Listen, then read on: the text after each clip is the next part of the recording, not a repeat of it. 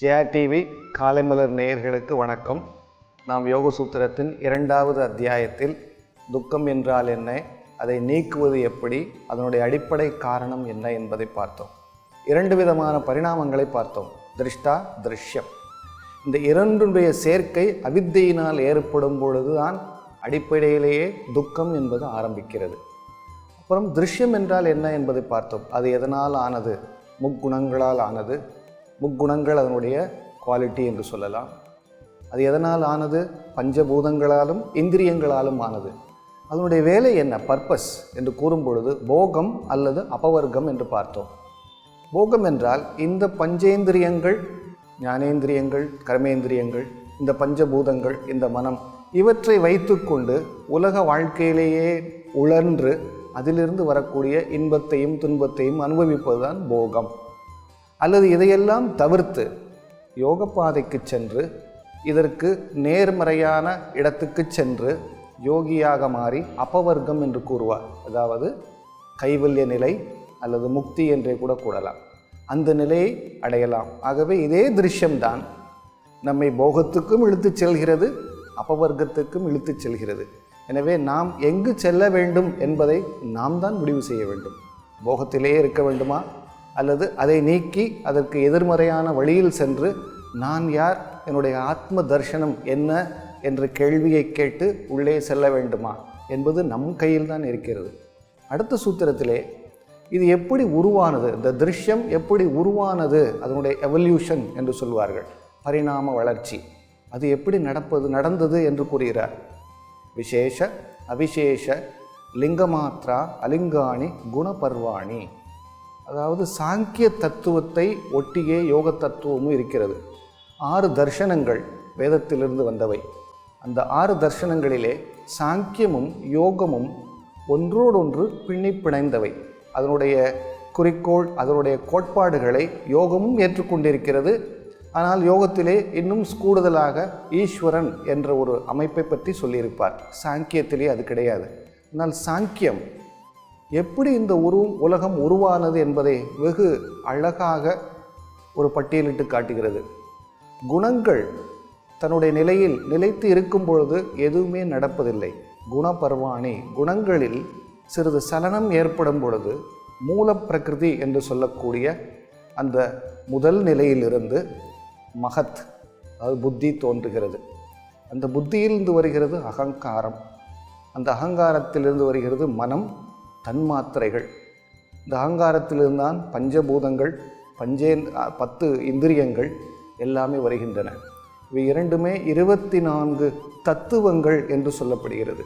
இந்த 24 தத்துவங்கள் எப்படி பரிணாம வளர்ச்சி பெற்று ஒரு பூத இந்திரியத்தினால் செய்யப்பட்ட உடலாகவோ அல்லது இந்த ஃபினாமினல் வேர்ல்டு அப்படின்னு சொல்லக்கூடிய இந்த பிரபஞ்சமாகவோ எப்படி இருக்கிறது என்பதை இந்த சூத்திரத்திலே அழகாக விளக்கியிருக்கிறார்.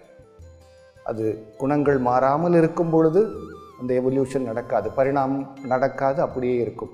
குணங்களிலே சலசலப்பு ஏற்படும் பொழுது இந்த மாற்றங்கள் ஏற்பட்டு கடைசியில் அது பூத இந்திரியத்தின் சேர்க்கையால் ஒரு உருவத்தை தருகிறது.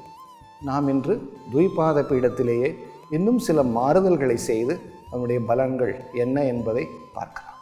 நம்ம துய்பாத பீடம் எப்படி பண்ணுறது அப்படிங்கிறத பார்த்துட்ருக்கோம். அதில் இன்னும் சில மாடிஃபிகேஷன் பார்க்க போகிறோம். கைகளை எப்படி தலைக்கு மேலே தூக்கி இந்த ஆசனம் பண்ணுறது அப்படிங்கிறத பார்க்க போகிறோம். சமஸ்திதி பொசிஷனில் படுத்துக்குங்க. 2 கால்களையும் மடக்கி பக்கத்தில் வச்சுக்கோங்க.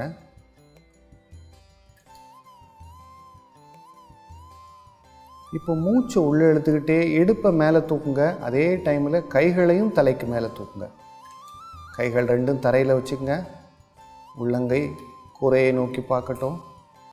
மூச்சு வெளியே விட்டுக்கிட்டே மெதுவாக உடலை கீழே கொண்டு வாங்க. கைகளையும் கீழே கொண்டு வந்துடுங்க. இது இன்னொரு முறை பார்க்கலாம். முட்டியை சேர்த்து வச்சு இந்த ஆசனம் எப்படி பண்ணுறது அப்படிங்கிறத. மூச்சு உள்ளே இழுத்துக்கிட்டே மெதுவாக இடுப்பை மேலே தூக்குங்க. அதே சமயம் கைகளையும் மேலே கொண்டு போங்க. கைகள் தரையில் இருக்கட்டும். உள்ளங்கை கூரையை பார்த்துருக்கட்டும். இப்போ பார்த்தோன்னா இடுப்பு நல்ல முறையில் மேலே தூக்கி இருக்குது, ஸ்பைன் ஆர்ச்சாக இருக்குது. கைகளும் மேலே பின்பக்கமாக இழுக்கப்பட்டிருக்கிறது. மூச்சை வெளியே விட்டுக்கிட்டே இடுப்பை கீழே கொண்டு வந்துடுங்க. கைகளையும் கீழே கொண்டு வந்துடுங்க. இதே இதை பேலன்ஸ் பண்ண முடியாதவங்க காலை கொஞ்சம் அகட்டி வச்சுக்கலாம். உடல் பருமனாக இருக்கிறவங்க இல்லை பேலன்ஸ் பண்ண முடியுது அப்படின்றவங்க காலை அகட்டி வச்சுக்கலாம். இப்போ மூச்சை உள்ளே இழுத்துக்கிட்டே இடுப்பை மேலே தூக்குங்க, கைகளையும் தலைக்கு மேலே கொண்டு போங்க.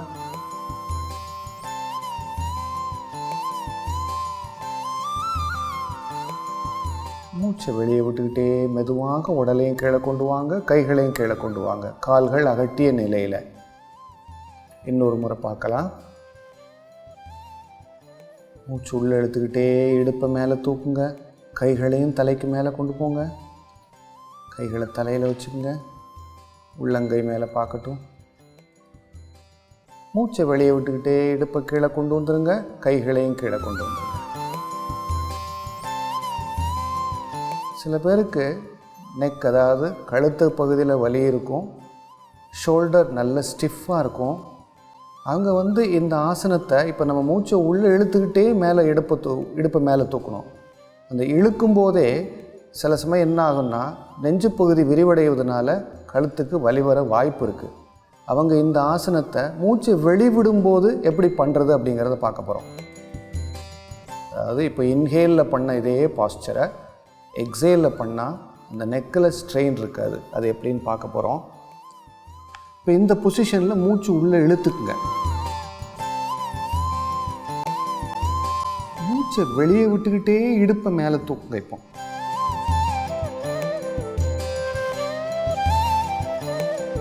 இந்த பொசிஷன்லேயும் மூச்சு உள்ளே இழுங்க, மூச்சை வெளியே விட்டுக்கிட்டே மெதுவாக இடுப்பை கீழே கொண்டு வந்துடுங்க. இன்னொரு முறை பார்க்கலாம். மூச்சை வெளிவிட்டு மேலே கொண்டு போகும்போது நெக்கு, ஷோல்டர் அங்கே ஸ்ட்ரெயின் இருக்காது. இந்த பொசிஷனில் மூச்சு உள்ளே இழுத்துக்குங்க. இப்போ மூச்சை வெளியே விட்டுக்கிட்டே இடுப்பு மேலே தூக்குங்க.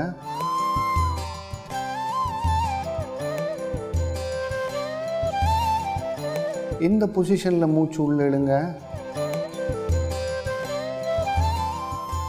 இப்போ மூச்சை வெளியே விட்டுக்கிட்டே மெதுவாக இடுப்பு கீழே கொண்டு வந்துடுங்க.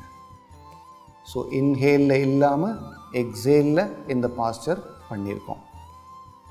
நம்ம இதே த்விபாத பீடம் எக்ஸைலில் போனோம். அதே சமயத்தில் தோள்பட்டைக்கும் கழுத்துக்கும் ஒரு வேலை கொடுக்கணும் அப்படின்னு நினச்சோன்னா கைகளை கூட மேலே தூக்கலாம். அது எப்படிங்கிறத பார்க்க போகிறோம். கால்கள் ரெண்டையும் மடக்கிக்கங்க. இந்த பொசிஷனில் மூச்சு உள்ளே இழுத்துக்குங்க.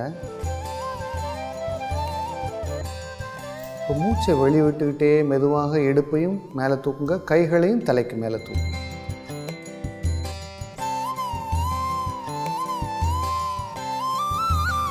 இந்த பொசிஷனில் மூச்சு உள்ளே இழுத்துக்குங்க. மூச்சை வெளியே விட்டுக்கிட்டே மெதுவாக இடுப்பையும் கைகளையும் கீழே கொண்டு வந்துடுங்க. இன்னொரு முறை பார்க்கலாம். மூச்சு உள்ளே இழுத்துக்குங்க. இந்த பொசிஷனில் மூச்சை வெளியே விட்டுக்கிட்டே இடுப்பையும் மேலே தூக்குங்க, கைகளையும் தலைக்கு மேலே தூக்குங்க.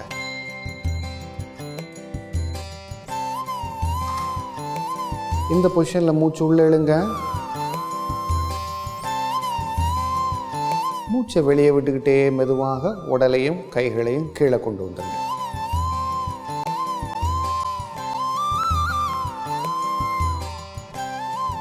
இன்னொரு முறை பார்க்கலாம். இந்த பொசிஷனில் மூச்சு உள்ளே இழுங்க.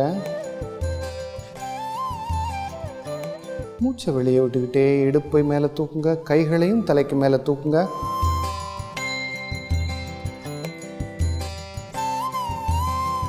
இந்த பொசிஷனில் மூச்சு உள்ளே இழுங்க.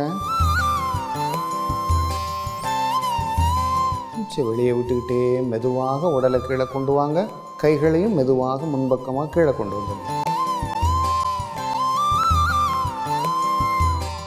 நம்ம த்விபாத பீடத்தினுடைய மாறுதல்கள் எப்படி பண்ணுறது அப்படிங்கிறத பார்த்தோம். நம்ம இன்றைக்கி பார்த்த ஆசனம் கைகளையும் மேலே தூக்கி பண்ணுறது. இந்த கையை மேலே தூக்கும் பொழுதே நாம் பார்த்துருப்போம், கைகளிலிருந்து கழுத்து, முதுகுத்தண்டு, கால்கள் எல்லாவற்றுக்குமே ஒரு சீரான ஸ்ட்ரெச் இருக்கும். முதுகுத்தண்டு நல்ல முறையில் ஆர்ச் ஆகிறதுனால அந்த பகுதிக்கு செல்லக்கூடிய இரத்த ஓட்டம் சீராகும். சுற்றி உள்ள நரம்பு மண்டலங்களுடைய இயக்கம் சீராகும். அதை சுற்றி உள்ள தசைநார்கள், லிகமெண்ட் அப்படின்னு சொல்லக்கூடிய தசைநார்கள் நல்ல முறையில் இறுக்கம் பெறும். கைகளை மேலே தூக்குவதனால உங்களுக்கு அந்த ஆர்ச்சினுடைய எஃபெக்ட் இன்னும் கொஞ்சம் அதிகமாகவே இருக்கும்.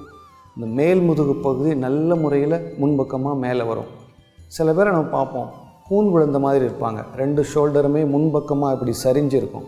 அவங்க இந்த ஆசனம் கைகளை தூக்கி மேலே பண்ணும் பொழுது சிறிது சிறிதாக அந்த முன்பக்கமாக வந்த அந்த கூன் சரியாகும். இப்பொழுதே நாம் நிறைய பேரை பார்க்குறோம், அமர்ந்து கொண்டு கணினி, அதாவது கம்ப்யூட்டர் முன்னாடியே உட்கார்ந்து செய்யக்கூடிய வேலைகள் தான் நிறைய பேர் செய்கிறாங்க. இப்போ எந்த அலுவலகம் சென்றாலும் சரி, வங்கிகளுக்கு சென்றாலும் சரி, எல்லோருக்குமே இந்த கணினி வந்ததிலிருந்து அமர்ந்து கொண்டு முன்பக்கமாக குனிந்தே அந்த வேலையை 8 மணி நேரம் காலையிலிருந்து சாயந்தரம் வரை செய்யும் பொழுது அந்த முதுகுத்தண்டு முன்பக்கமாகவே குனிந்து அந்த கூன் விழுவதற்கான சாத்தியக்கூறுகள் நிறைய இருக்கிறது. அவர்கள் இந்த ஆசனத்தை வெறும் சில சுலபமான முறையில் செய்யும் பொழுது அதை கவுண்டர் செய்யும். அதாவது அதுக்கு மாற்றான முறையில் இந்த கைகள் மேலே தூக்குவதனால அந்த ஸ்டூப்பிங் அப்படின்னு சொல்லக்கூடிய அந்த கூன் விழக்கூடிய தன்மை நிறுத்தப்படும். அது மட்டும் இல்லாமல் செர்விக்கல் ஸ்பாண்டிலைட்டிஸ் அப்படின்னு சொல்லுவோம். அதாவது கழுத்து பகுதியில் எலும்புகள் தேய்மானமோ அல்லது கழுத்து பகுதியில் இருக்க எலும்புகளோட டிஸ்க்கு வெளியே வர்றதுனாலையோ கழுத்தில் வலி வரும். அதுவுமே இந்த அமர்ந்து கொண்டு முன்பக்கமாக குனிவது. கணினி மட்டுமல்ல, இப்பொழுது நாம் சிறுவர்களை பார்த்தாலே கையிலே செல்ஃபோன் வைத்துக்கொண்டு எப்பொழுதுமே குனிந்து கொண்டு தான் இருக்கிறார்கள். அப்படி குனிந்து அரை மணி நேரம் அல்ல, 1 மணி நேரம் அல்ல, ஒரு நாள் முழுவதுமே அப்படி செய்யும் பொழுது அவருடைய கழுத்து முன்பக்கமாகவே குனிந்திருக்கிறது. அந்த குனிந்து இருப்பதனால் அந்த கழுத்து பகுதி ஸ்ட்ரெயின் ஆகும். கழுத்து பகுதி ஸ்ட்ரெயின் ஆகும் பொழுது இதே நாம் தொடர்ந்து செய்து கொண்டு வந்தால் கழுத்திலே வலி வர ஆரம்பிக்கும். ஆகவே இப்பொழுதுள்ள நாகரிக சூழ்நிலையில் இந்த பேக் ஆர்ச் அப்படின்னு சொல்லக்கூடிய பின்பக்கமாக முதுகுத்தண்டை வளைக்கக்கூடிய இந்த சுலபமான ஆசனம் செய்யும் பொழுது இவையெல்லாம் சரி செய்யப்படும். ஏன்னா நம்ம எத்தனை பேரை நீங்கள் செல்ஃபோன் பார்க்க வேண்டாம் அப்படின்னு சொன்னாலும் யாரும் கேட்குறதில்ல, வீட்லேயும் கேட்குறதில்ல, வெளியும் கேட்குறதில்ல. அட்லீஸ்ட் அவங்க இந்த மாதிரி ஆசனங்கள் செய்யும் பொழுது அதனால் வரக்கூடிய அந்த பாதிப்புகளிலிருந்து அவர்கள் தப்பிக்கலாம். அலுவலகத்தில் வேறு வழி இல்லை, அவர்கள் செய்துதான் ஆக வேண்டும். ஆகவே இந்த முன்பக்கமாக குனியக்கூடிய அந்த தொழிலில் இருப்பவர்கள் அல்லது அந்த ஸ்டூப்பிங் என்று சொல்லக்கூடிய அந்த நிலை வரக்கூடியவர்கள் இந்த முறையில் இந்த ஆசனம் செய்யும் பொழுது அது சரி செய்யப்படுகிறது. நம் கைகளை 3 நிலைகளில் வைத்து இந்த ஆசனம் செய்வதை பார்த்தோம். அதுவுமே கழுத்தில் வலி இருந்தாலோ அல்லது செர்விக்கல் அந்த ஸ்பாண்டிலைட்டிஸ் இருந்தால் அந்த வலியுமே சிறிது சிறிதாக குறையும். ஆகவே இந்த இலகுவான ஆசனத்தை எந்த அளவுக்கு முடியுமோ அந்த அளவுக்கு செய்து இதனுடைய பலன்களை நாம் பெறலாம். இதனுடைய அடுத்த பரிமாணத்தை அடுத்த நிகழ்ச்சியில் பார்க்கலாம்.